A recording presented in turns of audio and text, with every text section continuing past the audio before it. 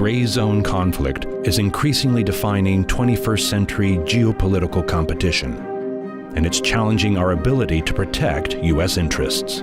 The system of rules and norms that we've constructed and helped safeguard over the years is very much under threat from gray zone activities. If we fail to recognize that other countries like China, are getting very good at sort of pushing on levers in places where the U.S. isn't particularly focused, then that's going to be a problem for U.S. foreign policy in the long run. The United States is only beginning to consider how best to respond to these types of threats.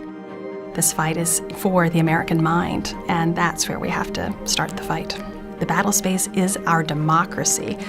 And how do we help prepare individuals who don't think of themselves on a battlefield, whether that's information or their opinions? That's where the action is taking place.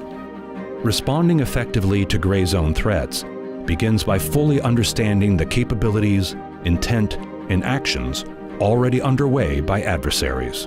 I think you have to start connecting dots. It's not one incident per se, but a series of activities that one has to start to piece together. No one is really collecting all of these dots systematically, and if you don't collect the dots, you can't connect the dots. An effective U.S. response also requires articulating at home and abroad what rules and values the United States will defend. As long as people of goodwill and courage refuse to lose faith in the West, it will endure.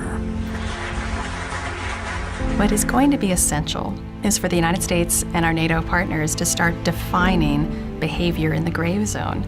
We're going to have to create the international norms, have declarative policy about those norms, and then enforce those norms with punishment.